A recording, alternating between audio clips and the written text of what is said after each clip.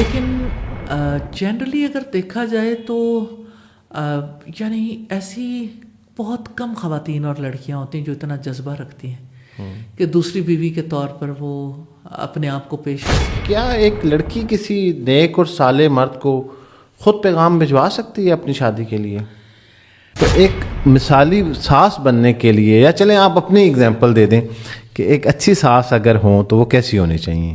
اور کوئی عورت محض خلا کا تقاضا اس لیے کر دے کہ اس کا خاوند جو ہے وہ دوسری شادی کرنا چاہتا ہے، اور اسے یہ پتہ ہے کہ معاشی اعتبار سے یہ انصاف کے تمام تقاضے پورے کرے گا. اور قیام اللیل کے لیے نبی صلی اللہ علیہ وسلم کا فرمان ہے من قام رمضان ایمانا و احتسابا غفر له ما تقدم من ذنبه. جس نے ایمان اور ثواب کی نیت سے رمضان کی راتوں میں قیام کیا اس کے پچھلے سارے گناہ معاف ہو جائیں گے. بسم اللہ الرحمن الرحیم. میں یاسر جنجوعہ اور آپ دیکھ رہے ہیں یاسر جنجوعہ پوڈ کاسٹ کی ایک اور ایپیسوڈ. اور آج کی ایپیسوڈ میں جو ہماری گیسٹ ہیں استاذہ نگہت ہاشمی، بڑے دیر سے ہم یہ کوشش کر رہے تھے کہ ہمارے پوڈ کاسٹ پہ تشریف لائیں. آج یہ ہمارے ساتھ ہمارے اسٹوڈیو میں موجود ہیں. السلام علیکم. وعلیکم السلام ورحمۃ اللہ وبرکاتہ. بالکل کوئی رسمی شکریہ نہیں. ایک تو رمضان ہے اور اوپر سے آپ کی اتنی سخت روٹین، باوجود اس کے آپ نے ہمارے لیے وقت نکالا. آپ کے بہت مشکور ہیں. الحمدللہ. گفتگو کا آغاز یہاں سے کرتے ہیں. ایک ایسا شخص جو آج آپ کو پہلی دفعہ دیکھ رہا ہوگا اس اسکرین پہ، کوئی بھی ویور، تو اس کے ذہن میں اگر یہ سوال آئے کہ نگہت ہاشمی کون ہے، تو آپ کو خود انٹروڈکشن دینا ہو اپنا، تو آپ کیا انٹروڈکشن دیں گی؟ کافی انٹرسٹنگ سوال ہے. میں نگہت ہاشمی ہوں، اللہ کی بندی، اور میں ایسی فیملی سے تعلق رکھتی ہوں جس کا تعلق عرب سے ہے، اور ہمارے انسیسٹرز جو تھے وہ ہجرت کر کے یہاں پہ آئے. اور یہ ہے کہ میرا فیلڈ ایجوکیشن ہے، جس میں ریسرچ میں بہت انٹرسٹڈ ہوں، ٹیچنگ میں بہت میری دلچسپی ہے، اور میرا بہت زیادہ یعنی پیشن ہے کہ میں بیہیورل چینج کو آبزرو کروں اور چینج کے لیے کام کروں. اور میں نے اپنی لائف میں چینج پہ کام کیا. باقی ساری چیزیں فارمل ہیں، وہ ساری چیزیں تو پتہ لگ ہی جاتی ہیں، میں نے کیا ایجوکیشن حاصل کی، کہاں پڑھایا، باقی چیزیں وہ میرے خیال میں اتنا میٹر نہیں کرتی. اتنا میٹر نہیں کرتا. ہاں، میری لائف میں جو میری ایک اچیومنٹ ہے، مجھے ایسا لگتا ہے اللہ سبحانہ تعالیٰ کی رحمت کے سوا کچھ نہیں. میں اس قابل نہیں تھی، لیکن اللہ سبحانہ تعالیٰ سے دعا کی تھی کہ مجھے اپنے کلام پر، اپنے پیغام، اپنے قرآن پر کام کرنے کا موقع دے. تو میں نے الحمدللہ قرآن مجید کی تفسیر کی ہے، ترجمہ بھی لیکن تفسیر بھی، اور اتھینٹک سورسز سے، ریسرچ بیسڈ ہے. اور اس کا مقصد بھی یہی تھا کہ آج کے دور کے انسان کو اپنے کریٹر، اپنے خالق، اپنے مالک کی بات کو سمجھنے کا موقع مل جائے. تو الحمدللہ یہ ایک ایسی چیز ہے جو میں سمجھتی ہوں کہ یہ تھوڑا ڈیفرنٹ ہے. کس عمر میں خیال آیا اور کیسے محسوس ہوا کہ مجھے، آپ کو ایسے لگا کہ آپ کو چن لیا گیا ہے یا آپ نے خود انتخاب کیا ہے اس کا؟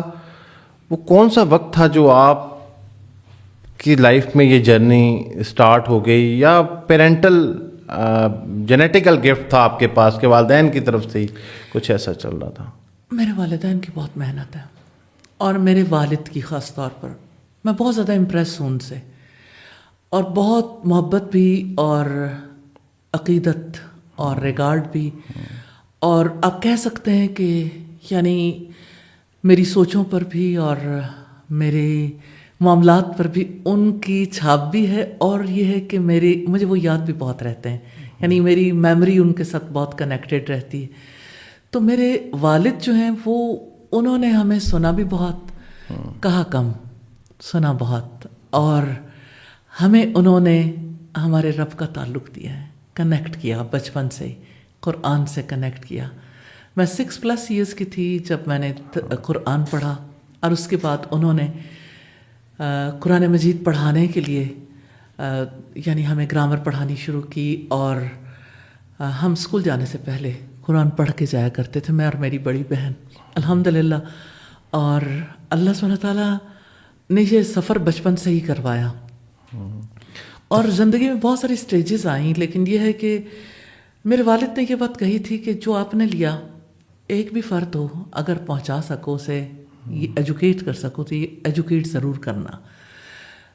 میرے والد نے یہ کوشش کی کہ ہمیں نفع مند بنائیں، کہ ہم دوسروں کے لیے کچھ کرنے کے قابل ہوں. تو گھر میں جب کبھی امی جی چاہتی تھیں کہ ہم گھر کے کام باقی چیزیں بھی سیکھیں، تو میرے والد کہتے تھے جو کام دوسرے لوگ کر سکتے ہیں وہ ان سے بھی لیے جا سکتے ہیں، جو کام دوسرے نہیں کر سکتے وہ انہیں کر لینے دو. تو الحمدللہ. بہاولپور رہیں آپ اور وہاں سے سفر کر کے آپ فیصل آباد آتی تھیں. بہت سارے لوگ تو اس جرنی سے واقف ہوں گے اور بہت سارے لوگوں کو نہیں پتہ ہوگا. کس مقصد اور کس جذبے سے یہ سفر ہوتا رہا اتنا لمبا عرصہ؟ اور مقصد یہ تھا سفر کرنے کا کہ اللہ تعالیٰ کے پیغام کو پہنچائیں. اور بچے چھوٹے تھے، جانا مشکل اور پریشر بہت زیادہ. تو میرے ہسبینڈ نے بھی میرے ساتھ کافی کوآپریٹ کیا الحمدللہ، اور یہ سلسلہ ممکن ہوا. مجھے وہ سورج کا ڈوبنا نہیں بھولتا. ایوری سنڈے جب میں بہاولپور سے فیصل آباد کا سفر کرتی تھی اور میرے آنسو بہتے رہتے تھے اور میں مسلسل قرآن پڑھتی رہتی تھی، قرآن سنتی رہتی تھی. اور مجھے جب میں جاتی تھی تو وہ رات ایسی ہوتی تھی جب میں اپنے آپ کو بزی کرتی تھی اور میں سورہ مریم سنتی رہتی تھی. سورہ مریم میں حالات ہیں اور اس میں حضرت زکریا اور ان کے بیٹے کی پیدائش ایک بہت اور صورتحال میں کہ جب وہ بھی بوڑھے تھے، ان کی بیوی بھی بانجھ تھیں، حضرت یحییٰ کی پیدائش کا جو سلسلہ تھا، پھر حضرت مریم کی پیدائش کا جو سلسلہ تھا، پھر حضرت عیسیٰ، حضرت ابراہیم علیہ السلام. تو مجھے ایسا لگتا ہے وہ میرا ریئل خاندان ہے، میری فیملی ہے. اور میں جب ان کے بارے میں سنتی تھی تو مجھے بہت زیادہ موٹیویشن ملتی تھی. تو مجھے ایسا لگتا تھا کہ انسان کا کام صرف کھانا پینا جینا نہیں ہے. اور میرے دل کے اندر یہ بات اترتی تھی کہ انسان جو ہے نا عرفہ والا مقصد کے لیے پیدا کیا گیا. اس کا کام صرف اپنی ذاتی زندگی، اپنے آپ کی، اپنے خاندان تک اللہ تعالیٰ نے اسے لمیٹڈ نہیں رکھا. اور جو کام وہ کر سکتا ہے اللہ سبحانہ تعالیٰ جب وہ کام لینا چاہے تو اس کے لیے اسباب بھی پیدا کر دیتا ہے. میری فیملی نے میرے ساتھ ہی شفٹ ہونا تھا لیکن اللہ تعالیٰ کی طرف سے ایسا بن نہیں پایا. لیکن یہ جو یعنی لوگوں تک اللہ کے پیغام پہنچانے کا سلسلہ تھا وہ ضرور بن پایا. تو میں سنڈے کی نائٹ میں لکھتی تھی تو میں نے 3 اینگلز پہ خاص طور پہ کام شروع کر دیا. ایک تو میں کوسچن آنسرز کی صورت میں قرآن نجبہ جو تفسیر کا کام تھا پہلے بھی کر رہی تھی لیکن اس وقت میں نے اس کو زیادہ تیزی سے کیا. دوسرا میں ہر رکوع پہ اس کا جسٹ لکھتی تھی اور یہ کہ ہم کیا کریں. اور تیسرا میں یہ لکھتی تھی کہ اللہ سبحانہ تعالیٰ کے ساتھ، یعنی اللہ ہمارا رب ہے، محمد رسول اللہ ہمارے رہنما ہیں، اور ہمارے لیے کامیاب ہونے کے کیا رویے ہیں اور ناکام ہونے کے، اور اسی طرح سے منزل ہے کہاں تیری. میں ایوری ٹائم ہر رات میں یہ ضرور لکھتی تھی کہ میری منزل کون سی ہے اور میرا مقصد زندگی کیا ہے. تو مجھے اس چیز نے بہت ہیلپ کیا الحمدللہ. اور یہ ہے کہ میں 3 دن وہاں ہوتی تھی اور چوتھے دن مجھے واپس آنا ہوتا تھا. چوتھے دن میں گھر آتی تھی اور پھر یعنی باقی اس واپسی کے سفر کا بھی اپنا ہی ایک لطف تھا. اور الحمدللہ یعنی گھر جا کے پھر ایسے لگتا تھا کہ جیسے گھر، بچے اور باقی معاملات. اور پھر مجھے وہاں پہ صحیح مسلم میں پڑھاتی تھی تو وہاں بھی یعنی ایک پبلک اورینٹڈ پروگرام بھی بہت بڑا ہوتا تھا، پھر اپنی کلاسز بھی، باقی چیزیں بھی. مجھے ایسا فیل ہوتا ہے کہ میری اوقات نہیں تھی جتنا رب نے مجھے موقع دیا الحمدللہ. الحمدللہ. اچھا، ایک مدر تھیں آپ جب یہ ساری جرنی آپ ابھی سنا رہی تھیں. ہم مختصراً اگر یہ بات کرنا چاہیں کہ ایک مثالی ماں جو ہے آج کل کے دور میں، جب ہم کہتے ہیں کہ سوشل میڈیا کا دور ہے، ڈیجیٹل میڈیا کا دور ہے، تو ایک مثالی ماں کیسی ہونی چاہیے؟ اس میں کیا خواص ہونے چاہیے جو آج کی جو ہماری بہنیں، بچیاں آپ کو ملتی ہیں تو آپ کو لگتا ہے کہ یہ وہ پارٹ ہے جو اب مس ہو گیا ہے؟ میں نا اکثر یعنی ہم نے النور انٹرنیشنل کے زیر اہتمام ہم ڈپلومہ ان اسلامک ایجوکیشن کرواتے ہیں. اس کے ہم نے 4 سیمسٹرز میں سے 2 سیمسٹر پیرنٹنگ پہ رکھے ہیں. ٹھیک ہے. اور میں اس کو پبلک میں بھی اور اسٹوڈنٹ سے بھی یہ کہتی ہوں, ہماری ماں کھو گئی ہے. واہ. نیپولین نے کہا تھا تم مجھے اچھی ماں دے دو میں تمہیں اچھی قوم دے دوں گا. ہماری جو اب یوتھ ہے اس کے اندر احساس اجاگر ہوا ہے کہ ہم نے اپنی اولادوں کو وقت دینا ہے. میں یہ کہتی ہوں کہ ساری یوتھ بھی ایسی نہیں ہے. میں احساس ابھرنے کی بات کر رہی ہوں, لیکن انہیں راستہ نہیں مل رہا کہ ہم کس طرح سے اچھی مائیں بن سکتے ہیں. لوگوں نے گروپ بنائے, میں ایسے بہت سارے گروپس کو جانتی ہوں جیسے یعنی جس میں یعنی آج سے 10 سال, شاید 10 تو نہیں لیکن اس سے کم, اتنے عرصہ پہلے 75,000 ماؤں نے اسے جوائن کیا. تو پتہ لگتا ہے کہ یعنی مائیں جو ہیں وہ کس طرح سے چاہتی ہیں کہ ہمیں کوئی نہ کوئی راستہ ملے.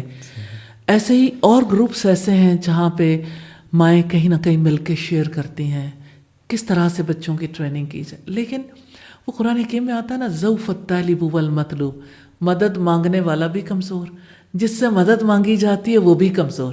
سوشل میڈیا پہ تھوڑا سا یہ پرابلم ہے کہ اس میں یہ کہ لوگ ایفرٹ کرتے ہیں, اسٹرگل کرتے ہیں, لیکن یہ ہے کہ یہ ایک چیز کو پیش نظر رکھنا چاہیے کہ جو صحیح گائیڈ کر سکے گائیڈنس تو اسی سے لینی چاہیے نا, جو واقعی گائیڈ کرنے کی صلاحیت رکھتا ہو. خیر یہ تو ایک بات تھی, لیکن بات یہ ہے کہ جہاں تک مثالی ماں کا تعلق ہے تو ہمارے لیے تو آئیڈیل ہماری ماں خدیجہ رضی اللہ تعالیٰ عنہ.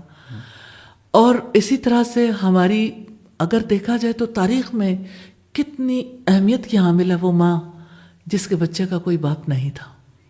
اس نے بچے کو بھی وہ مقام دلوانا تھا اور دوسری طرف یہ ہے کہ خود بھی ایک پاک باز زندگی گزارنی تھی. الحمدللہ ہمارے لیے وہ بہت بڑی اگزامپل ہے. اور اسی طرح سے میں بہت زیادہ انسپائرڈ ہوں حضرت ہاجرہ سے. وہ یعنی ایک ایسے ماحول میں جہاں نہ شوہر ہے, بچے کا باپ نہیں ہے اور ارد گرد بھی کوئی نہیں, ڈیزرٹ ہے, نہ کھانے کو نہ پینے کو, اوپر اللہ اور نیچے عورت. تو مجھے ایسا فیل ہوتا ہے وہ پیرنٹنگ جو حضرت ہاجرہ نے کی, وہ پیرنٹنگ ہمارے لیے بہت بڑی مثال ہے. وداؤٹ اینی ریسورسز, ایک ڈیزرٹ میں بیٹھی ہوئی عورت اگر کمیٹڈ ہے نا, اس کے پاس کوئی ریسورس نہیں, تو وہ اپنے بیٹے کی تربیت کرتی ہے. تو اقبال کہتا ہے وہ فیضان نظر تھا یا کہ مکتب کی کرامت تھی, سکھائے کس نے اسماعیل کو آداب فرزندی. تو ابراہیم علیہ السلام تو وہاں نہیں تھے, وہاں تو یعنی ایک ماں تھی, اور وہ بھی یعنی آپ سوچ سکتے ہیں کہ جس کے پاس بہت ریسورسز نہیں تھے. تو مجھے اس ماں کے کردار کے حوالے سے یہ ضرور کہنا, امپاورڈ ماں تھی. میں سمجھتی ہوں کہ اگر ایک عورت کو امپاورڈ کر دیا جائے نا اس کے رول کے لیے, تو وہ کیا کچھ نہیں کر سکتی. میں ایک واقعہ ان کا صرف آپ کے سامنے رکھنا چاہتی ہوں. قبیلے بنو جرہم کے لوگ اس علاقے سے گزرے اور انہوں نے دیکھا کہ ایک پرندہ یہاں پہ ہے. تو ان کے سیانے نے کہا کہ پانی کے بغیر یہ پرندہ آ نہیں سکتا, یہاں کہیں پانی ہے, تلاش کرو. جب لوگ تلاش کرنے لگے تو پانی بھی مل گیا, اور اس کے کنارے ایک عورت ملی جس کی گود میں بچہ تھا. اس عورت کے پاس آئے اور کہنے لگے کہ ہمارے جو افراد ہیں قبیلے کے آپ سے ملنا چاہتے ہیں, تو آپ وقت دے دیں. خیر قبیلے کے لوگ آئے, انہوں نے کہا ہم یہاں رہائش اختیار کرنا چاہتے ہیں. میں جب کبھی ان کے بارے میں یہ پڑھتی ہوں, بتاتی ہوں, میرے دل کی کیفیت اور ہو جاتی. ایک عورت کا اصلی روپ کیا ہے, وہ بحیثیت ماں کے, اور پھر فراست کتنی ہے, اس قدر زیادہ حکمت ہے, وزڈم ہے. ڈیزرٹ میں انہیں کوئی ایجوکیٹ نہیں کر رہا, لیکن کنیکٹیویٹی ہے نا اپنے کریٹر سے, خالق سے, مالک سے. اور پھر اب اس کو دیکھیے, وہ کہتی ہیں سنگل ریسورس ہے نا جی, پانی, زمزم کا پانی ہے. حکومتیں, اسٹیٹس بھی اپنے ریسورسز پر چلتی ہیں. اس ریسورس کے بارے میں ان کا ویژن کیا تھا, کیا وہ سوچتی تھیں کیسے بلد امین دنیا کی سب سے مقدس زمین کی بنیاد رکھی گئی کہ وہ کہتی ہیں آپ رہائش تو رکھ سکتے ہو، پانی پر میرا حق ہوگا، سارے مسئلے ہی حل ہو گئے الحمدللہ۔ تو آپ دیکھیں کہ ایک شہر کی بنیاد رکھی انہوں نے، تو اللہ سبحانہ تعالیٰ کتنا امپاورڈ کرتا ہے عورت کو کہ بحیثیت ماں کے جو انہوں نے جیسا ان کا رول تھا، پھر جب وہاں پہ لا کے لوگ بسانے تھے، کیونکہ اللہ کی حکمت تھی وہاں اللہ کا گھر بننا تھا، تو کس طرح سے انہوں نے اس شہر کی بنیاد میں ہی جسٹس کی بنیاد رکھ دی، جھگڑے ختم کرنے کی بنیاد رکھ دی کہ فیصلہ کن کردار کون ادا کرے گا، اور پھر کس طرح سے قبیلے کے لوگ بھی بسے، لیکن اس کی وجہ سے امن قائم ہوا۔ آج بھی وہ ٹینشن فری زون ہے، اس سرزمین پہ جانے والا ہر کوئی امن کا لباس پہنتا ہے، جو ہماری ماں سیدہ ہاجرہ نے جس کی بنیاد رکھی تھی۔ اچھا، اسی کو کنٹینیو کرتے ہوئے وومن امپاورمنٹ کے اوپر آج ہم اس کی سائٹ پہ نہیں جائیں گے کیونکہ وہ پھر موضوع بالکل ہمارا جو ہے وہ دوسری طرف چلا جائے گا، کہ جو آج نعرہ وومن امپاورمنٹ کے لیے سڑکوں پہ لگ رہا ہے، شاید کوئی بھی جو ہے وہ اس نعرے کے مفہوم کو اگر سمجھتا ہو تو اس کے حق میں نہیں ہو سکتا، لیکن اس ایک نعرے نے ایک بڑا نقصان کیا ہے نوجوان نسل کے، خاص طور پہ بچیوں کا ذہن خراب ہوا، بچوں کا بھی ایون۔ انہوں نے کہا کہ یہ جو میرج کا انسٹیٹیوشن ہے ہمارے مذہب میں یہ سب سے بہترین انسٹیٹیوشن ہے، وہ کہتے ہیں یہ ہونا ہی نہیں چاہیے۔ آپ کیسے دیکھتی ہیں کہ یہ خیال جنم کہاں سے لیا کہ ایک بچہ جو ہے وہ شادی کی عمر میں پہنچنے کے بعد بھی یہ کہہ رہا ہے کہ یہ نہیں ہونا چاہیے، ہمیں اس کی ضرورت نہیں ہے؟ اصل میں جس وقت آپ مرد اور عورت جو دونوں کا بانڈ بنتا ہے، جب ان کے بارے میں کنٹروورسیز اور جب ان کے بارے میں ایسی چیزیں لوگوں کے ذہنوں میں ڈال دیں گے تو نیچرلی یعنی جو لوگ جھگڑے فساد سے بچنا چاہتے ہیں وہ کہتے ہیں کہ ہم نہیں کھیلتے، ہم نے ادھر جانا ہی نہیں۔ صحیح ہے۔ تو یہ یعنی کہ آپ یہ دیکھیں کہ عورت کی آزادی کی بات ہے تو آزادی کی بات کے ساتھ ٹرانسجینڈرز ہیں، ٹرانسجینڈرز کے ساتھ پھر اگلے معاملات شروع ہو گئے، یعنی وہ انٹرسیکس ہیں یا ٹرانسجینڈرز ہیں۔ ٹرمپ نے سب کچھ لپیٹنے کی کوشش کی، خیر یہ تو کہانیاں اپنی جگہ پر ہیں، لیکن اس کے اثرات جو ہیں جن پر آپ بات کر رہے ہیں، جی جی، تو اس کے اثرات ہیں کہ لوگ جو ہیں وہ ذمہ داری نہیں اٹھانا چاہتے، وہ کہتے ہیں کہ ہمیں آزادی چاہیے۔ ہم کیوں ایسی گیم میں پڑیں جس کے لیے ساری زندگی ہم ایفرٹ کرتے رہیں، آخر یعنی یہ لا حاصل کام ہم کیوں کریں؟ یہ اس وجہ سے ہے کہ جزا سزا کا جو کانسیپٹ اللہ سبحانہ تعالیٰ نے دیا ہے وہ کانسیپٹ ذہنوں میں نہیں ہے۔ جب آپ کسی عمل پر اجر کی امید نہیں رکھتے، آپ ہوپلیس ہو جاتے ہیں، تو آپ کوئی بھی غلط ڈیسیژن کر سکتے ہیں۔ تو ڈی ٹریک ہماری جنریشن صرف نکاح سے نہیں ہوئی، سب سے پہلے خدا سے، اپنے الہ سے، تو اس اللہ سے بھاگے ہیں نا، اور بھاگنے کے پیچھے بنیادی طور پر کون ہے؟ وہ ہم ہی ہیں نا، جنہوں نے اپنی نسلوں کو ایجوکیٹ ہی نہیں کیا، انہیں ان کے رب سے کنیکٹ نہیں کیا، انہیں کریکٹ کرتے رہے۔ تو کنیکٹ بیفور کریکٹ۔ اچھا، ایک چیز بڑی اہم، اب ہم کیونکہ نوجوان نسل کی طرف چل پڑے ہیں تو ان کے سوالات میں سب سے اہم سوال کہ اسلام میں یہ جو لو میرج ہے اس کی کیا حیثیت ہے؟ مطلب کوئی مسئلہ نہیں ہے، کوئی مذائقہ نہیں ہے کہ بچوں کا یہ سوال ہوتا ہے کہ جی ہم جو محبت کی شادی ہے تو مذہب کا کیا نقطہ نظر ہے اس کے اوپر؟ اصل میں محبت امانت ہے، محبت جو ہے وہ کسی دائرے کے اندر ہوگی تو اسے اپریسیشن ملے گی، کیونکہ اللہ سبحانہ تعالیٰ کہتے ہیں وَمِنْ آیَاتِهِ أَنْ خَلَقَ لَكُم مِّنْ أَنفُسِكُمْ أَزْوَاجًا، کہ یہ اللہ کے سائنس میں سے ہے کہ اس نے تمہاری جن سے تمہارے لیے جوڑے بنائے لِتَسْكُنُوا إِلَيْهَا، تاکہ تم اس کے پاس سکون حاصل کرو، وَجَعَلَ بَيْنَكُم مَّوَدَّةً وَرَحْمَةً، اور اس نے تمہارے درمیان محبت اور رحمت پیدا کر دی، یعنی وہ محبت جو ڈیو ٹو سیکس ہوتی ہے اور وہ محبت جو بڑھاپے کی ہوتی ہے جس میں کوئی غرض نہیں ہوتی۔ انسانوں کی غلط فہمی یہ ہے کہ ہم محبت کے مالک ہیں، جس سے چاہے محبت کریں، جس سے چاہے نفرت کریں۔ ہمارا عقیدہ یہ ہے، ہمارا بیلیف یہ ہے کہ محبت کا خالق بھی وہ ہے اور محبت کا مالک بھی وہ ہے. وہ دلوں کے اندر جس کے لیے چاہتا ہے محبت ڈالتا ہے اور جس کے لیے چاہتا ہے وہ محبت ختم کر دیتا ہے. تو جس کو ہم محبت کہتے ہیں کیا وہ محبت ہے؟ دیکھیں کسی کے ساتھ ہم آہنگی ہو سکتی ہے. آپ کسی کے لیے یہ تمنا رکھ سکتے ہیں کہ یہاں شاید میرا نکاح ہو جائے تو زیادہ مناسب ہے.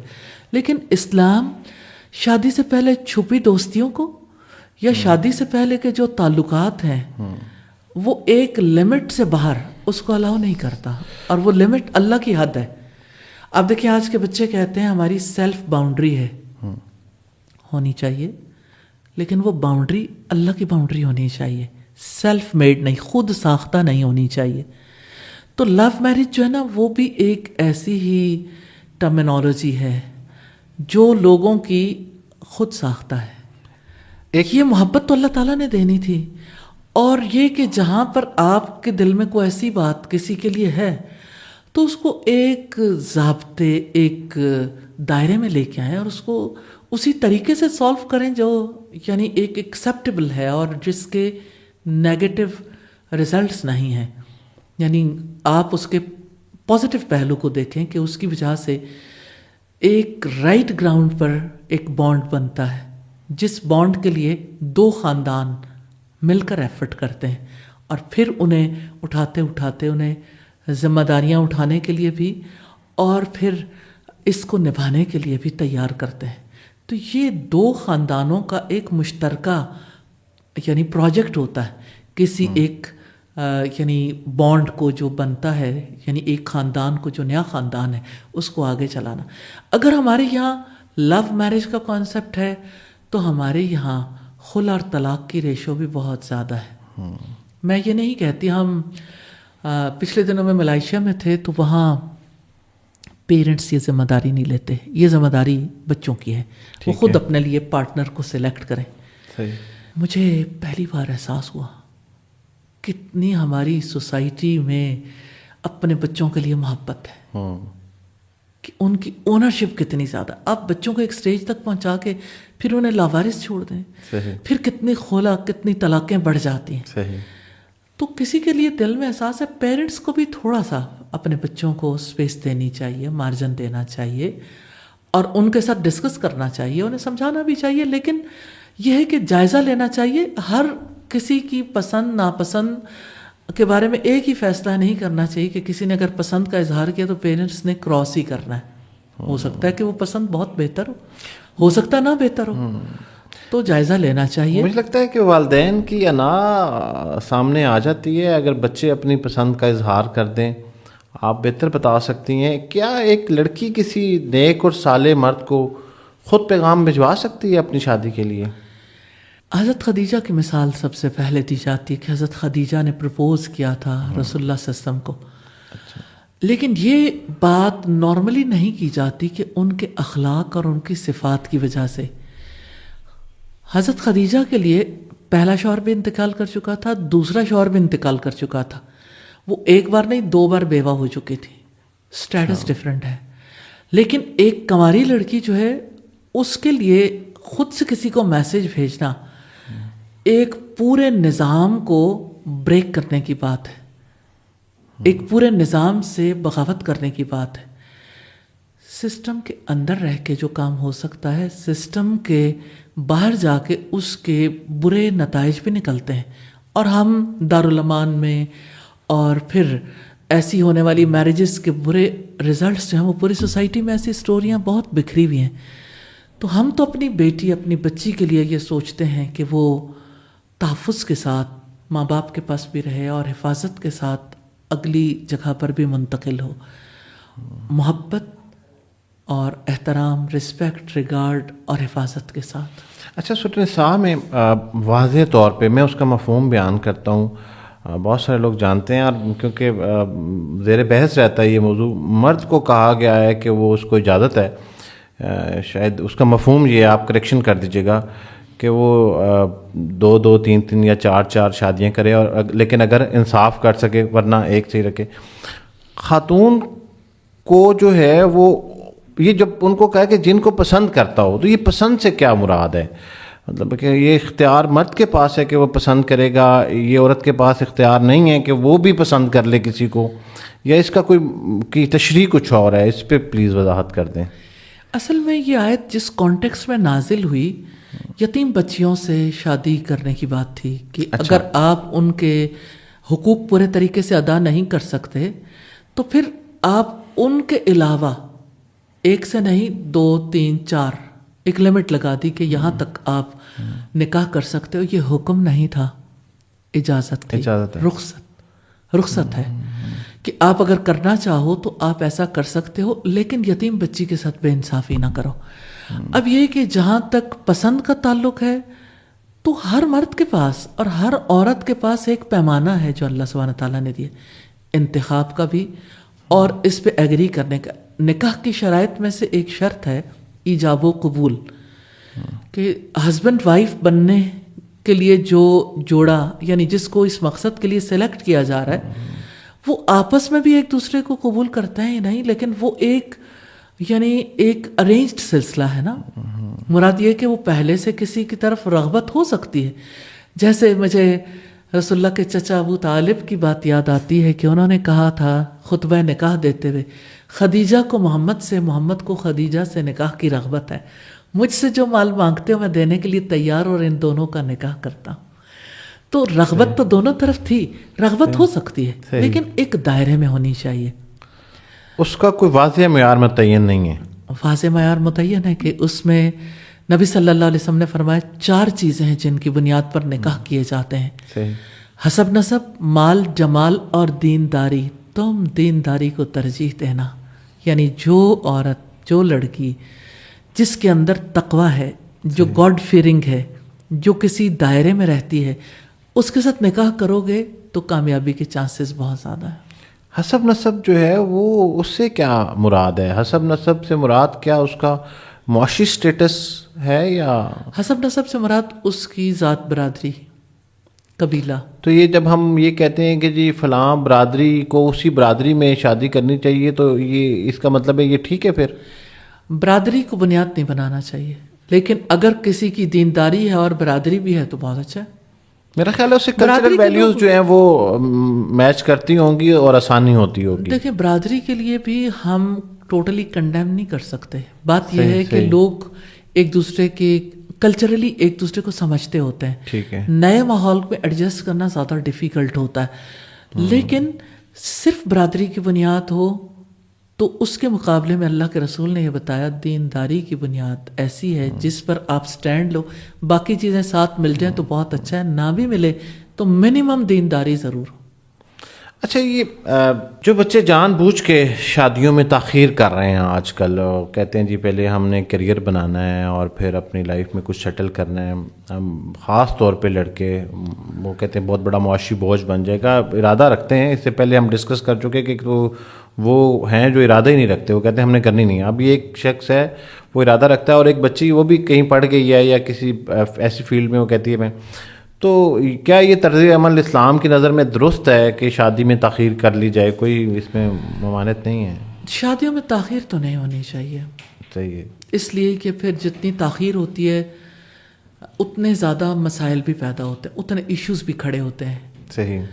اور ان ایشوز میں سے ایک ایشو یہ ہے کہ لڑکی کی اور لڑکے کی ایڈجسٹمنٹ کا مسئلہ زیادہ ہو جاتا ہے. جتنے میچور ہوں گے اتنا ہی ان کے لیے مشکلات بھی پیدا ہو جائیں گی. یہ سوالات کچھ ایسے ہیں جو کہ ہماری سوسائٹی کے ایشوز بن چکے ہیں اور لوگوں کے ذہنوں میں سوال کی صورت ہیں. تو آپ کی موجودگی کا فائدہ اٹھاتے ہوئے میں چاہ رہا ہوں کہ یہ سارے کنسرنز آج جو ہے وہ ایڈریس ہو جائیں. نوجوان نسل کے خاص طور پہ یہ کنسرن ہے. سوشل میڈیا کے اوپر چیٹنگ کرتے ہوئے جہاں پہ وہ کوئی تصاویر شیئر نہیں کی جا رہی اور اس کے ساتھ جو ہے کوئی اوبویسلی آواز بھی نہیں جا رہی، بہت ساری ایپ بنی ہوئی ہیں رشتہ کرانے کے حوالے سے. تو آپ کو کیا لگتا ہے کہ ایک لڑکی اور لڑکے کی گفتگو جو ہے اس میڈیم سے ہونا اور بہت دیر تک ایک دوسرے کو جاننے کی کوشش میں وہ گفتگو طویل کرتے رہنا کیا مناسب ہے؟ اس طرح سے کیا جا سکتا ہے؟ غرض یہ ہے کہ نکاح کا پیغام بھجوانا ہے. مجھے لگتا ہے دھوکہ ہے، دھوکے کی زندگی ہے. ہو سکتا ہے کہ یہ بات کبھی پایا تکمیل تک نہ پہنچے، بس وقت گزاری ہے، ٹائم پاس کر رہے ہیں. تو جو کرنا ہے وہ کر لینا چاہیے. اور مجھے یہ فیل ہوتا ہے کہ جو شخص خود اپنے پہ بھروسہ کرنے کی بجائے اللہ تعالیٰ پر بھروسہ کرے تو اللہ تعالیٰ اس کی مدد پر ہوتا ہے. استخارہ کر لیں، اتنی گفتگو کرنے کی ضرورت ہی کیا؟ ہاں جی، تو اس کا بہترین حل یہ ہے استخارہ کر کہ لیں. استخارہ کر لیں. بہرحال رسمی اگر کوئی آپ نے ان کو کوالیفیکیشن، ایج، پروفیشن یہ پوچھنا ہے تو وہ آپ پوچھ سکتے ہیں. اور استخارہ بیسک انفارمیشن میں تو کوئی ایسی بات نہیں، لیکن وہ تو آپ کو بغیر آپ کے انوالو ہوئے بھی پتہ چل سکتی ہیں باتیں. اچھا، اب ایک اور بڑی دلچسپ بات یہ ہے کہ شادیاں ایک سے زائد جب کوئی مرد کرے تو کیا دوسری بیوی بننا جو ہے وہ افضل اور پسندیدہ عمل ہے؟ پتہ نہیں میں اپنا سوال واضح کر سکا ہوں یا نہیں. رسول اللہ صلی اللہ علیہ وسلم نے ایک دفعہ سیدنا جابر سے پوچھا، آئی تھنک، مجھے اگر کنفیوژن نہیں تو، جی آپ کے ایک صحابی نے شادی کی تو آپ صلی اللہ علیہ وسلم نے پوچھا کہ آپ نے کس سے شادی کی ہے؟ تو انہوں نے کہا کہ ایک یعنی ایسی عورت سے کی ہے جو میری بہنوں کو زیادہ اچھے طریقے سے سنبھال سکے. تو آپ نے فرمایا اگر تم کسی نوجوان لڑکی سے شادی کرتے، آپ اس سے کھیلتے، وہ آپ سے کھیلتی، تو زیادہ اچھا نہیں تھا؟ تو انہوں نے کہا میرے باپ میری بہنوں کو میرے پیچھے چھوڑ گئے، وہ تو دنیا سے چلے گئے، تو میں نے ایک ایسی عورت سے شادی کی ہے جو میری بہنوں کو سنبھالنے میں میری ہیلپ کر سکے. تو ایک مجبوری تھی. لیکن جنرلی اگر دیکھا جائے تو یعنی ایسی بہت کم خواتین اور لڑکیاں ہوتی ہیں جو اتنا جذبہ رکھتی ہیں کہ دوسری بیوی کے طور پر وہ اپنے آپ کو پیش کر سکیں. پچھلے دنوں میری ایک خاتون سے ملاقات ہوئی تو وہ کہتی ہیں میرا مشن ہی ہے، اور میں نے اس بلکہ شاید انہوں نے ریکارڈڈ آپ کی میں نے کوئی ویڈیو بھی دیکھی تھی، اور انہوں نے کہا کہ میرا مطلب شروع سے میرا مشن تھا. اب تو ماشاءاللہ ان کے 4 بچے ہیں، شاید انہیں کا شاید اب ذکر کر رہی ہیں. لیکن ایسے بہت کم لوگ ہوتے ہیں. نیچرلی کسی کو بھی نمبر 2 ہونا تو اچھا نہیں لگتا، ہر کوئی دنیا میں نمبر 1 ہی رہنا چاہتا ہے. تو اس کا یہ مطلب نہیں ہے کہ کوئی ایسی صورتحال کو ایکسیپٹ نہ کرے. سم ٹائمز کوئی بہت اچھا انسان ہو سکتا ہے، اور اگر کسی کو شادی کے بغیر رہنا پڑے اور ایسے فرد کے ساتھ شادی کرنے کی صورت میں اس کی لائف زیادہ بہتر ہو سکتی ہے تو اسے کرنا چاہیے. اور کوئی عورت محض خلا کا تقاضا اس لیے کر دے کہ اس کا خاوند جو ہے وہ دوسری شادی کرنا چاہتا ہے، اور اسے یہ پتہ ہے کہ معاشی اعتبار سے یہ انصاف کے تمام تقاضے پورے کرے گا، اور ویسے بھی ایج ان کی اور باقی چیزیں، تو کیا یہ جو فیصلہ ہے کسی خاتون کا اوبیسلی ناپسندیدہ ہے، لیکن اس میں کوئی گنجائش ہے کہ خاتون ایسا پھر کر سکتی ہے اور مذہب اس کو اجازت دیتا ہے کہ آپ چھوڑ دیں، نہیں رہے ہیں اس کے ساتھ؟ حلال چیزوں میں سے سب سے ناپسندیدہ طلاق ہے، اور خلا بلا جواز مانگنے والی عورت جنت کی خوشبو بھی نہیں پا سکتی. لیکن ایک عورت یہ سمجھتی ہے کہ یہ میرے لیے ایکسیپٹیبل نہیں ہے، میں اس کے ساتھ سروائیو نہیں کر سکتی، میں اس کو برداشت نہیں کر سکتی، تو بجائے اس کے کہ ساری زندگی تلخی برداشت کرے، یہ تو ایک عورت ہی جان سکتی ہے. تو اس کو پھر یعنی یہ رائٹ تو ہے کہ وہ نہیں رہ سکتی تو وہ جدا ہو جائے، لیکن اپنے بچوں، اپنے شوہر، اپنے گھر اور اپنے آئندہ آنے والے معاملات کے حوالے سے بھی ضرور دیکھنا چاہیے. تو یعنی کسی کی کیپیسٹی اگر نہیں ہے کہ وہ کسی دوسرے کو برداشت کر سکے تو بہتر ہے، صحیح، اس کے لیے بہتر ہے. لیکن عمومی طور پر لوگوں کو اس کا دھیان رکھنا چاہیے کہ بلا جواز خلا کا مطالبہ نہیں کرنا چاہیے. کیا مسائل ہوتے ہیں؟ زیادہ تر خواتین کو سسرال سے شکایات ہوتی ہیں. میں سوسائٹی کا یہ ایشو بیسکلی جاننے کی کوشش کرتا ہوں کہ کیوں ہماری سوسائٹی میں آج خلا کی ریشو بڑھ گئی ہے. بہت سارے اتنے کیسز اس سے پہلے ماضی میں رپورٹ نہیں ہو رہے تھے، جو کیونکہ انٹرنیٹ کے اوپر یہ سٹیٹس موجود ہیں عدالتوں کے میں اتنے زیادہ. تو آپ کو کیا لگتا ہے، کیونکہ آپ کا انٹریکشن رہتا ہے بالخصوص خواتین سے، تو کیا ریزن آپ کو نظر آئی ہے کہ کیوں بڑھی ہے یہ ریشو؟ میریٹل افیئرس کے بارے میں ایجوکیٹ نہیں کیا جاتا. شادی شدہ زندگی کیا ہے؟ ایک لڑکی کو تو یعنی اس ماحول میں دوسرے گھر میں بھیجا جاتا ہے کہ اس نے شاپنگ کرنی ہے، اچھے خوبصورت لباس خریدنے، کیسے خوبصورت بن کے رہنا ہے، کس طرح سے اس کو ماں باپ بھی سپورٹ دیتے ہیں، سسرال والے بھی، جتنی کسی کی استطاعت ہو۔ صحیح۔ اب ایسے میں جب لڑکی جاتی ہے تو بالکل یعنی آل ٹوگیدر جب ماحول بدل جاتا ہے تو اس کے لیے بیئر کرنا ناممکن ہو جاتا ہے۔ میں ایک چھوٹی سی اگزامپل دینا چاہتی ہوں۔ سیدہ عائشہ نے رسول اللہ سے پوچھا کہ اللہ کے رسول یہ بتائیے ایک عورت پر سب سے زیادہ حق کس کا ہے؟ اب ماں باپ بھی ہیں اور شوہر بھی ہے، تو اللہ کے رسول نے فرمایا اس کے شوہر کا۔ سیدہ عائشہ نے پوچھا پھر ایک مرد پر سب سے زیادہ حق کس کا ہے؟ تو آپ صلی اللہ علیہ وسلم نے فرمایا اس کی ماں کا۔ کتنی بڑی ایجوکیشن ہے جس کی وجہ سے گھریلو زندگی پرسکون ہو سکتی ہے۔ ایک عورت کا مائنڈ سیٹ چینج ہو سکتا ہے کہ ایک مرد پر اس کا حق نہیں، اس کی ماں کا حق زیادہ ہے۔ کیونکہ لڑائی جھگڑا تو اس بات پر ہوتا ہے کہ یعنی آپ کا بیٹا تھا لیکن اب میرا شوہر ہے، پہلے آپ کا حق تھا اب میرا حق ہے۔ اللہ سبحانہ تعالیٰ نے جھگڑا ہی چکا دیا کہ بیٹے پر اس کی ماں کا حق زیادہ ہے۔ تو پھر اگر ایک لڑکی کو سمجھا دیا جائے، اس کا مائنڈ سیٹ پریپیئرڈ ہو، ریئلی لڑکیاں ایکسیپٹ کرتی ہیں اور بہت اچھی زندگی گزارتی ہیں۔ تو اگر والدہ اور بیوی کے درمیان اختلافات پیدا ہو جائیں تو پھر شوہر کا شرعی طور پہ کیا کردار ہونا چاہیے؟ وہ کیا کرے؟ منصف کا۔ بہت مشکل فیصلے ہوتے ہیں یہ، آپ تو جانتی ہیں، آپ کے پاس کیسز آتے ہیں، لیکن انتخاب کرنے کی اگر چلیں ہم اس کو دوسری طرف سے، جو سوسائٹی کا سب سے بڑا مسئلہ ہے کہ وہ یہ کہہ دیتی ہیں کہ میں جوائنٹ فیملی سسٹم میں رہنے کی یا اپنی ساس کے ساتھ رہنے پہ راضی نہیں ہوں، تو کیا پھر شوہر پہ واجب ہو جائے گا کہ اس کو علیحدہ گھر لے کے دے؟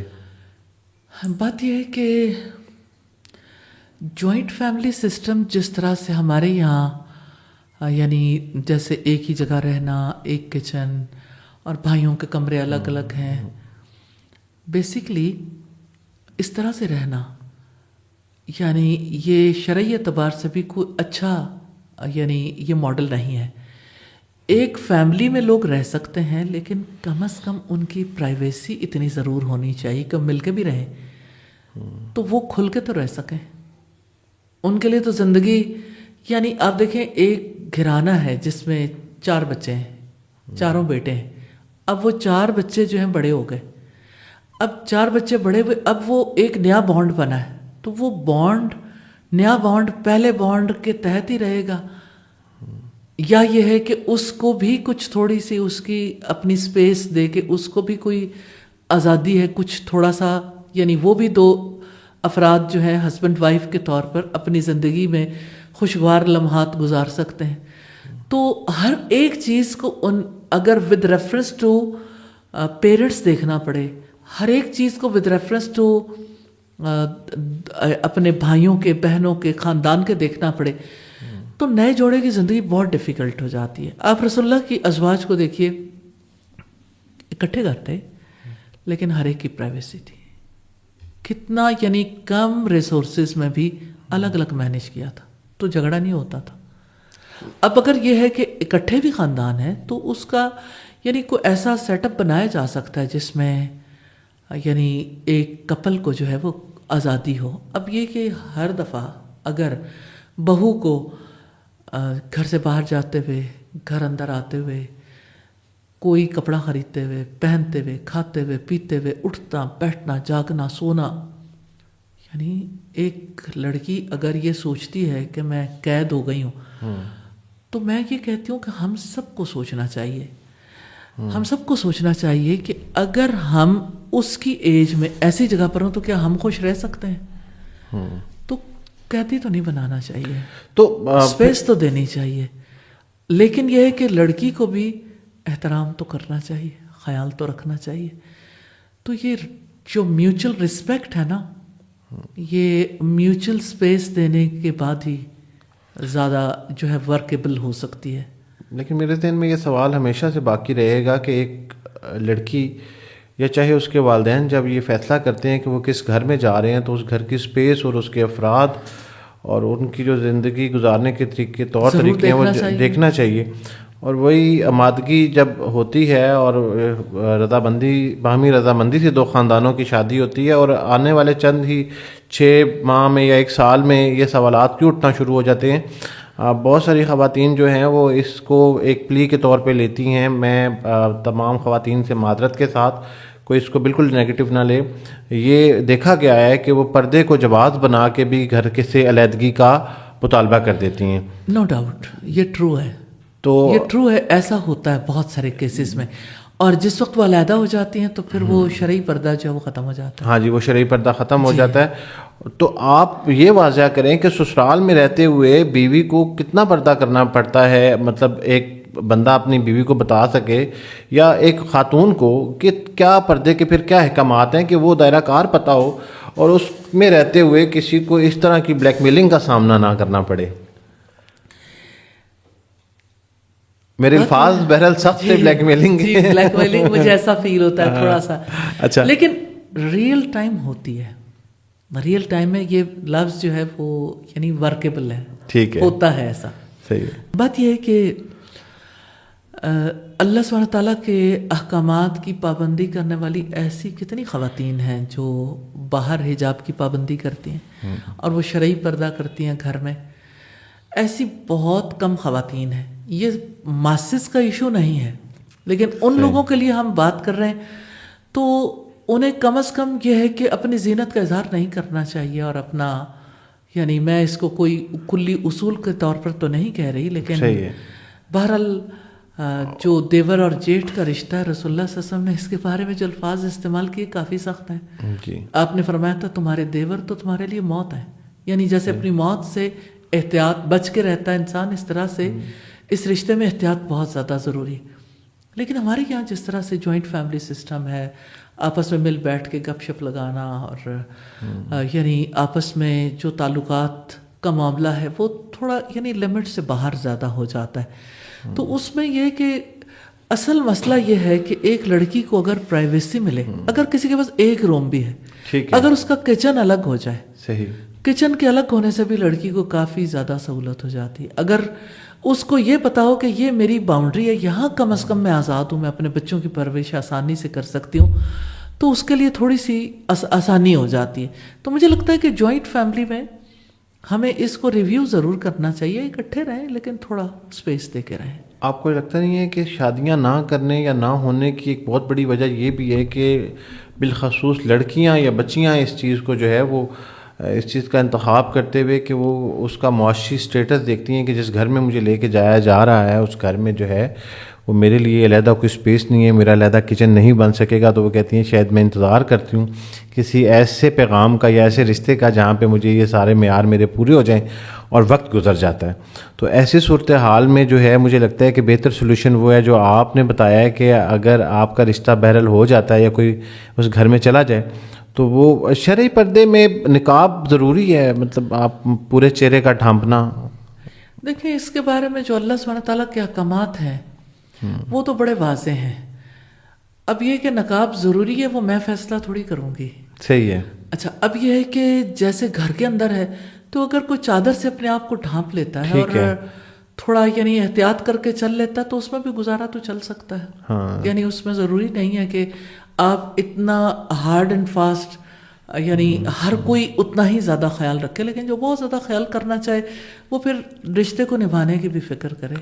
بہت ساری خواتین جو اس پوڈ کاسٹ کو دیکھ رہی ہیں ان کے ذہن میں ایک خیال آ رہا ہوگا کہ اساتذہ کو چاہیے کہ وہ ساسوں کے اوپر بھی بات کریں. ایک بہترین ساس کیسے بنا جا سکتا ہے, بہو کے بارے میں بہت ساری باتیں ہوتی ہیں. بچیوں کو یہ پیغامات دے کے گھر سے بھیجا جاتا ہے کہ آپ نے ایسے رہنا ہے اور اپنی زندگی جو نئی آپ سٹارٹ کریں اس میں ان چیزوں کی احتیاط کرنا ہے. ایک نیا رشتہ بہرحال ساس کی طرف سے بھی قائم ہو رہا ہوتا ہے اور بہت ساری خواتین زندگی میں پہلی دفعہ ساس بن رہی ہوتی ہیں.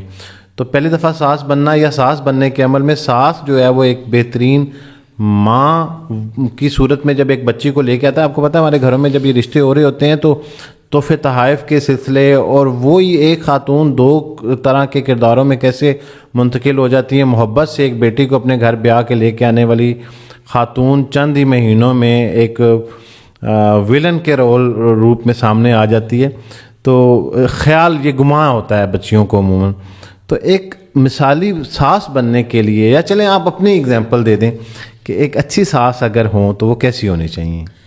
اصل میں ساس جو ہے وہ رشتہ یعنی بیسیکلی بڑا نازک ہے، لیکن ٹھیک ہے، میں سمجھتی ہوں کہ ساس ایک انسٹیٹیوشن ہے. صحیح. اس نے نئی نسل کے لیے آنے والی بہو کو پورے طریقے سے تیار کرنا ہے. جی جی. اور اس کو یہ دیکھنا چاہیے یہ میری بہو نہیں، بیٹی نہیں بن سکتی. وہ بیٹی وہی ہے جس نے ان کی کوکھ سے جنم لیا. صحیح.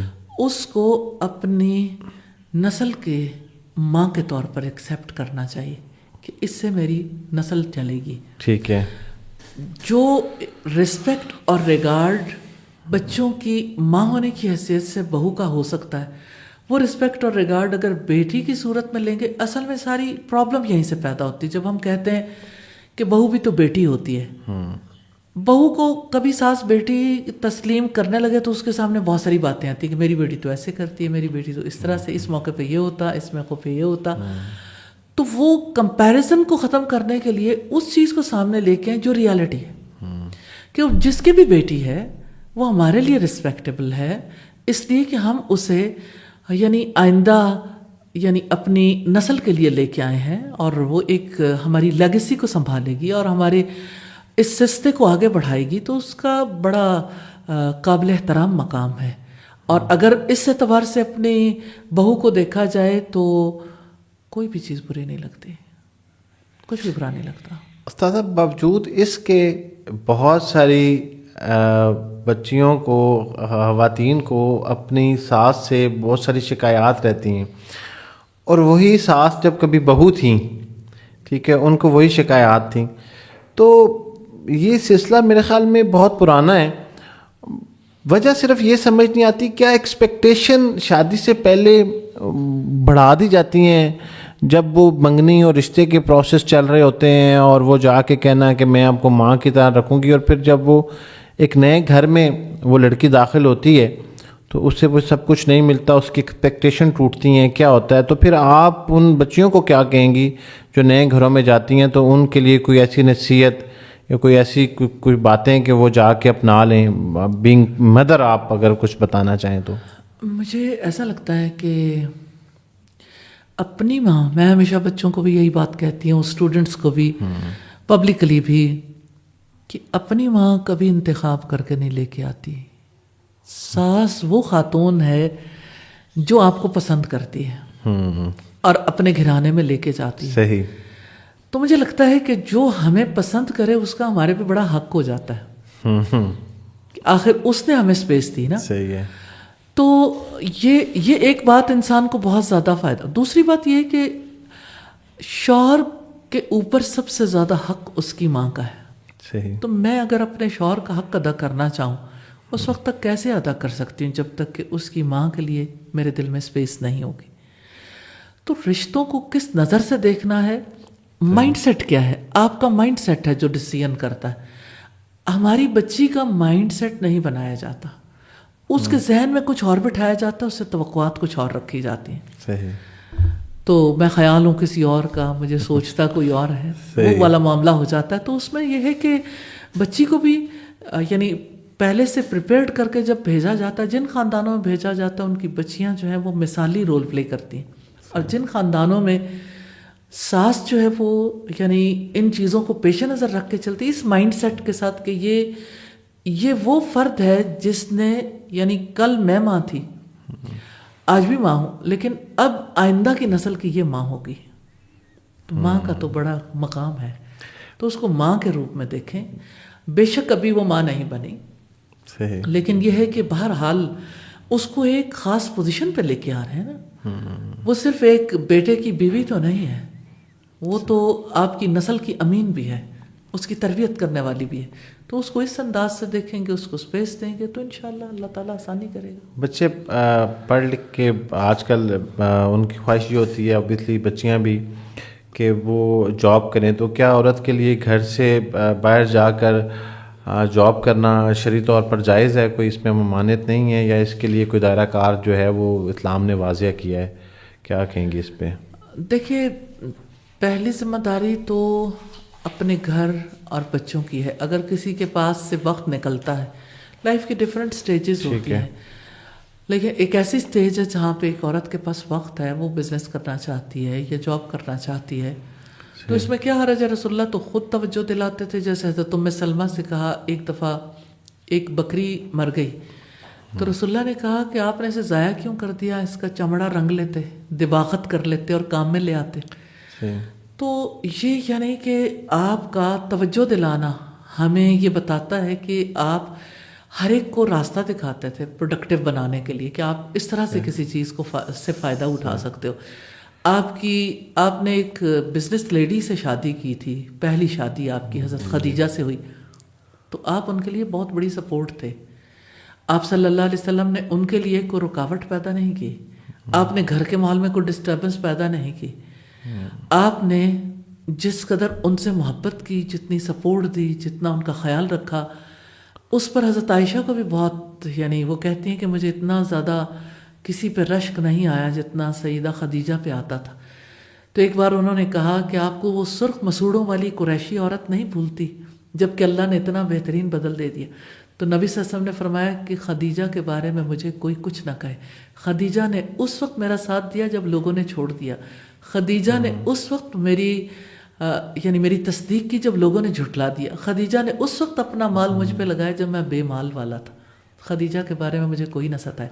तो आप देखें कि हस्बैंड किस तरह से सपोर्ट बन जाता है। तो अगर उस खातून को देखिए तो वो शादी के बाद को बिजनेस रुका तो नहीं था। अब हज़रत उम्मे सलमा को देखें, चमड़ा रंगने का लेदर इंडस्ट्री है ना, तो लेदर इंडस्ट्री के हवाले से एक बहुत बड़ा काम है दिबागत का, चमड़ा रंगने का। तो हज़रत उम्मे सलमा खुद रसूलुल्लाह के घर में एक खातून ये काम करती।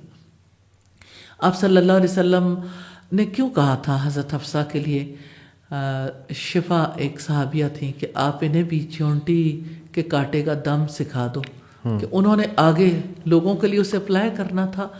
तो बात यह है कि बिला जवाज़ महज पैसा कमाने के लिए तो एक औरत को जॉब नहीं करनी चाहिए, औरत को भी प्रोडक्टिव होना चाहिए, सोसाइटी का हम रुकन बनना चाहिए। अगर कोई औरत जॉब करे, बिजनेस करे, तो उसे देखना चाहिए पहला रोल ठीक मैं प्ले कर रही हूँ, वहाँ पर मैं नाकाम तो नहीं, मेरे पास इतना वक्त है, जितना उसके पास वक्त है अगर वो इस्तेमाल करना चाहे तो फिर सोसाइटी में भी अहम रोल प्ले करे। फिर जॉब सिर्फ पैसे के लिए नहीं, फिर खिदमत के जज्बे के तहत करे। अगर वो डॉक्टर है, प्रोफेसर है या किसी भी फील्ड में है, तो फिर वो एक्सीलेंस की तरफ जाए। पैरल जैसे सिंगल मदर है, उनके लिए ज़रूरी है, अगर वो कोई ख़ानदान चला रही हैं या फिर नेचुरली वो तो एक बात फ़र्क हो जाती है, उसके लिए तो बहुत ज़रूरी है। तो लेकिन उसमें जो है वो शरीयत ने कोई हद मुतय्यन की हुई हो। मेरा सवाल बुनियादी तौर पे ये था कि वो जहाँ काम करती हैं, अमूमन ये बड़ा प्रैक्टिकल क्वेश्चन है और रोज़ाना की बुनियाद पे आपसे पूछा जाता होगा कि मैं जहाँ जॉब करती हूँ वहाँ पे मेल कोलीग्स हैं, तो अब मैं ऐसी जगह पे काम करती रहूँ या छोड़ दूँ, और मुझे इजाज़त भी नहीं है शरई पर्दा करने की। तो ऐसी सूरत हाल में ये एक बहुत ही ज़्यादा पूछा जाने वाला सवाल है। तो आपने इसके ऊपर, आपको क्या लगता है कि ऐसी ख़वातीन फिर इस चैलेंज को अगर फेस करते हुए इसको साथ कंटिन्यू भी करना चाहें जॉब को, तो वो क्या करें? बात यह है कि अल्लाह की हद सबसे पहले, उस बाउंड्री को क्रॉस नहीं करना चाहिए, लेकिन उस बाउंड्री के अंदर रहते हुए जो आप कर सकते हो, आपके लिए इस्लाम कोई रुकावट नहीं बनता।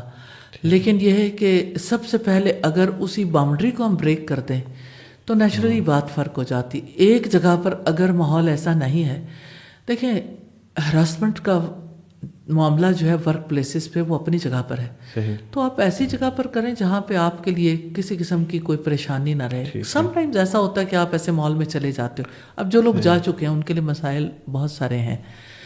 कहीं किसी का यूनिफॉर्म का इशू है कि अच्छा ये यूनिफॉर्म पहनने की इजाज़त है या नहीं, किसी का इशू जो है वो किसी और पॉइंट ऑफ व्यू से है। तो जो लोग इस जगह पर है यानी जहाँ पर उनके लिए बहुत सारी मुश्किलात पैदा हो गई, तो उन्हें भी अपने लिए अल्टरनेट की तरफ ज़रूर जाना चाहिए, या फिर हमारी गवर्नमेंट को इसके बारे में ज़रूर देखना चाहिए कि अगर उसको शरिया की कंप्लाइंसेस को अप्लाई कर सकते हैं तो उनको कर लेना चाहिए। ड्रेस पे आके तो इतना ज़्यादा, हाँ जी बिल्कुल। ये हमारे पास एक सवाल भी है, आगे हम सवाल की फहरिस्त के ऊपर जा रहे हैं कि एक सवाल हमारे पास आया था जब आप को हमने दावत दी, तो उन्होंने कहा जी मैं जहाँ पे जॉब करती हूँ वहाँ यूनिफॉर्म है और वो यूनिफॉर्म जो है वो मुझे पहनना पड़ता है, और बिलखसूस آپ دیکھ رہی ہیں پولیس کا یونیفارم ہو یا کسی بھی انسٹیٹیوشن کا جو یونیفارم ہے وہ ہے تو نہیں ہے اب ہم اس کو، لیکن اب مجبوری ہے، ہم نے جاب بھی کرنی ہے اور اس یونیفارم کو بھی کیری کرنا ہے. تو ایسی صورتحال میں جو ہے وہ میرے خیال میں اسٹیٹ کے اداروں سے ریکویسٹ کی جا سکتی ہے جی اصل بات تو یہی ہے کہ وہ اگر اس میں کوئی گنجائش پیدا کر سکتے ہیں تو گنجائش پیدا ہو سکتی ہے.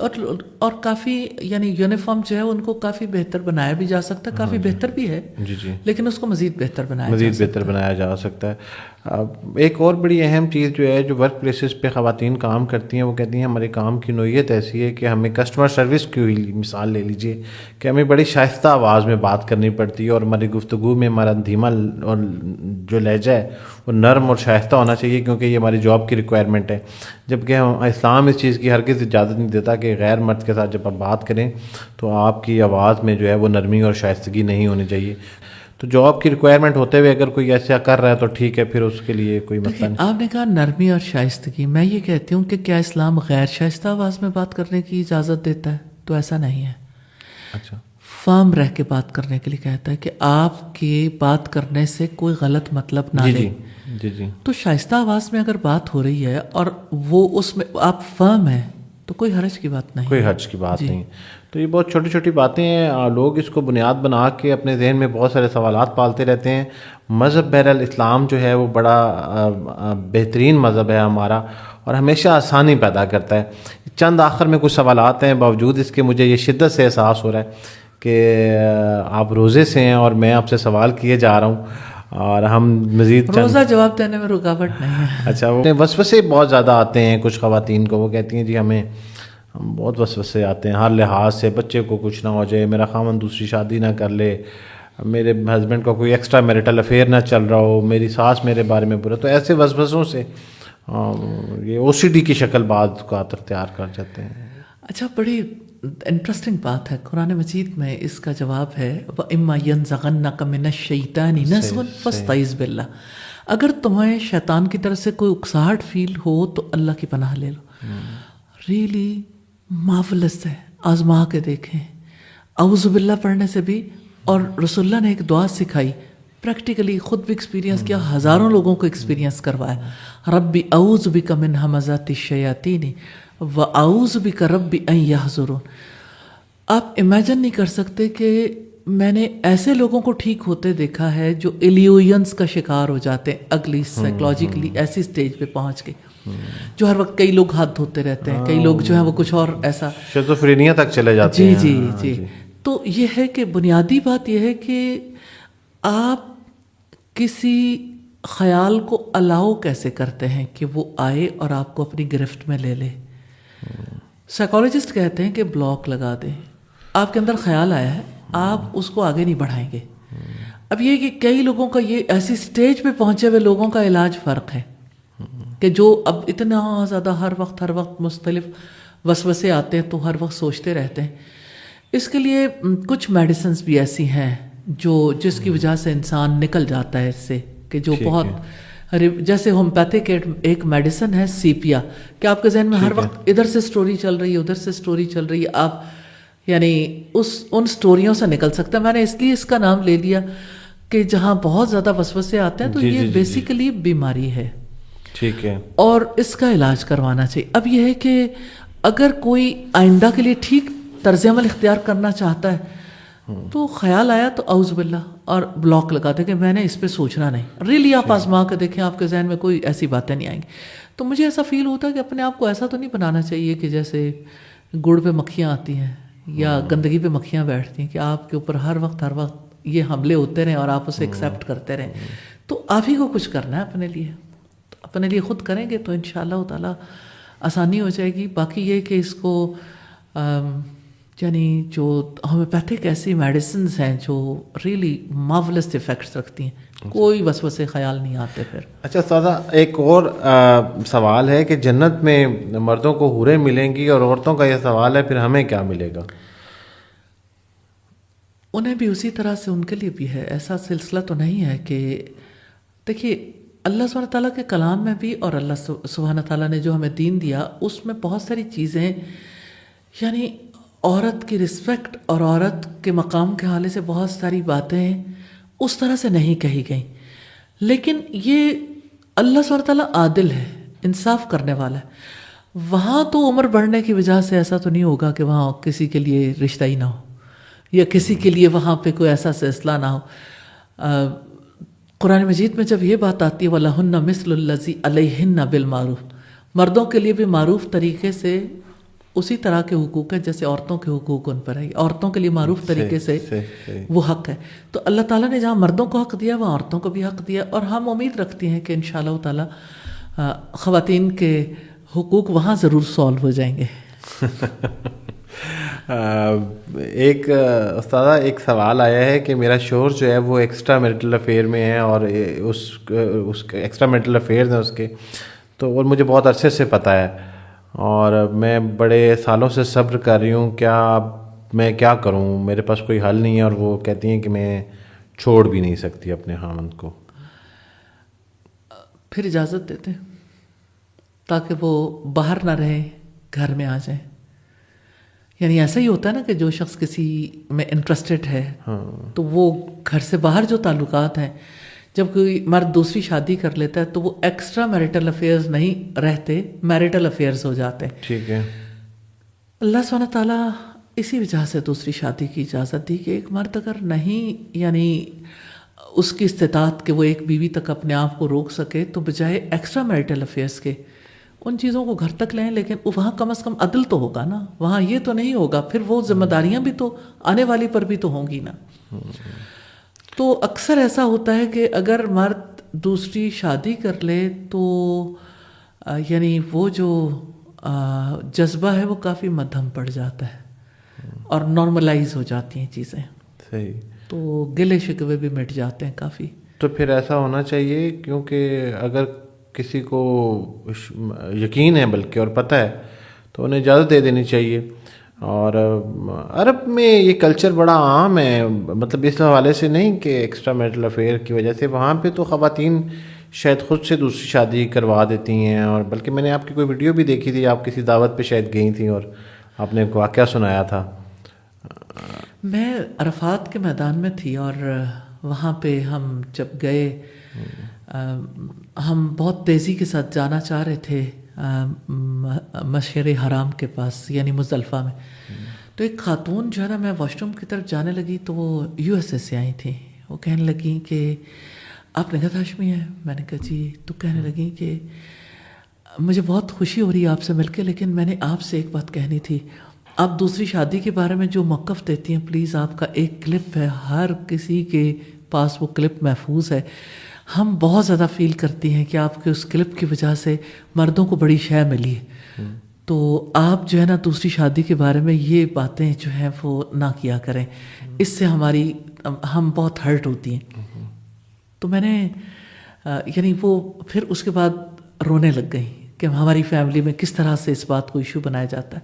اکثر میں نے دیکھا ہے لوگ دوسری شادی کرنا نہیں چاہتے, لیکن گھر میں باتیں بہت کرتے ہیں. بھئی جس نے شادی کرنی وہ شادی کر لے, لیکن دوسری شادی کے بارے میں بات کر کر کے تو بیویوں کو ستاتے رہتے ہیں. تو ستانا نہیں چاہیے. اگر کرنی ہے تو پھر عدل و انصاف کے تقاضوں کو پورا کرنے کے لیے کر لیں, ورنہ بات چیت نہیں رکھنی چاہیے, ایک دوسرے کو اذیت نہیں پہنچانی چاہیے. اور یہ تو بڑا پیارا رشتہ ہے. باقی جہاں تک یہ ہے کہ اللہ سبحانہ تعالیٰ کی حکمت ہے کہ اس نے یعنی مرد کو ایکسٹرا میرٹل افیئرز سے بچنے کے لیے ایک راستہ دیا ہے, اور عورت اس کی شریک ہو سکتی ہے اگر وہ اپنے شوہر کے ساتھ یعنی اس سے محبت رکھتی ہے اور اسے غلط کاموں سے بچانا چاہتی ہے, تو اس کا راستہ پھر نکاح ہے, اس کا راستہ پھر گھر سے باہر نہیں ہے. تو اگر مرد انوالو ہو رہا ہے تو عورت کو پھر کھلا یعنی اپنا وسعت ظرفی کا مظاہرہ کرنا چاہیے. آپ کا وہ پیغام کیا تھا جس سے وہ ناراض ہو رہی تھی؟ وہ کیا ویڈیو میں آپ نے کیسا بیان تھا؟ یعنی ایسا تھا کہ یعنی یہ کلاس کی ایک ٹاک تھی. اچھا. اور کسی نے وہ یعنی اس کو یعنی جب وہ یوٹیوب پہ گئی تو اس کی کٹنگ کر کے تو اس کو بہت پیجز نے اسے کیا, بلکہ مجھے دوسری شادی کے بارے میں کہ اس کی حکمتیں تھیں. اچھا وہ تھوڑا سا یعنی اس میں لاجک زیادہ تھی, تو اس کی وجہ سے یعنی کسی کے پاس پھر یعنی جتنی لاجک ہو پھر کنونس ہونا پڑتا ہے. تو یعنی مرد تو کنونس تھے ہی، لیکن وہ اپنی خواتین کو کنونس کرنے کے لیے سنواتے تھے. ابھی بلکہ گجرانوالہ میں ایسا ہوا کہ کسی نے مجھے کہا کہ یہاں پر کوئی مولانا حضرات میں سے کوئی ایسا نہیں ہوگا جن کے موبائل میں آپ کا یہ کلپ نہ ہو. تو مجھے بڑی حیرت ہوئی اس بات پر کہ ایسی کیا بات ہے. پھر مجھے پتہ چلا کہ یہ یعنی مردوں کا فیوریٹ ٹاپک ہے، اس وجہ سے شاید یعنی کہ گھروں کے اندر تلخی پیدا کرنے کے لیے خواہ میں مجھے کنٹروورشل بنا دیا. آخر میں بس ایک سوال ہے جی، کہ بلکہ اس کے بعد بھی ہے کہ شوہر کو نام سے پکار لیں تو کوئی مسئلہ نہیں ہے، منع کے ابا اور یہ وہ کہنے کی ضرورت نہیں ہے، بس ڈائریکٹ آپ نام سے پکاریں خاتون اپنے خامند کو، اور اس میں کوئی دیکھیں نام سے پکارنے میں کوئی ایسی حرج کی بات تو نہیں ہے، لیکن یہ ہے کہ اگر کوئی صاحب ساتھ لگانا چاہے یا کوئی اور پکارنا چاہے تو یہ کوئی اختیار کر سکتا. کسی عرف ہے نا، کامنلی جو چیز کسی کے یہاں یعنی ایکسیپٹیبل ہے اس کو بھی اختیار کر سکتے ہیں. نام لینے میں ایسے شرعی طور پر تو کوئی رکاوٹ نہیں ہے. کسی شخص کو علم ہو جائے کہ جس سے میرا نکاح ہونے جا رہا ہے یا میں شادی کر رہا ہوں وہ عورت بانجھ ہے، تو بانجھ عورت سے نکاح جائز ہے؟ کوئی مسئلہ نہیں ہے؟ نکاح تو جائز ہے، لیکن اس کے ریزلٹس جو ہیں وہ اس پر بعد میں جو ایکشن لینا ہے وہ بہتر ہے کہ پہلے ہی اس چیز کو اوائڈ کر لیں. بعد میں ایکشن یہ لیا جاتا ہے کہ چونکہ آپ کا بچہ نہیں ہونا، یا دوسری شادی ہوگی یا پھر آپ کو فارغ کریں گے. تو بہتر ہے کہ پھر یعنی سوچ سمجھ کے ڈیسیژن کریں.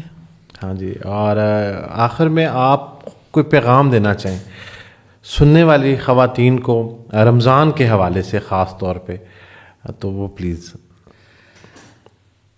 رمضان منتف قرآن ہے. اللہ سبحانہ تعالیٰ نے اپنا پاک کلام، انسانیت کے نام آخری پیغام اس مہینے میں نازل کیا. تو یہ بڑا برکت والا مہینہ ہے، اور نزول قرآن کے مہینے کی سیلیبریشن ہے. 1 منتھ تک اللہ تعالیٰ نے روزے رکھوائے.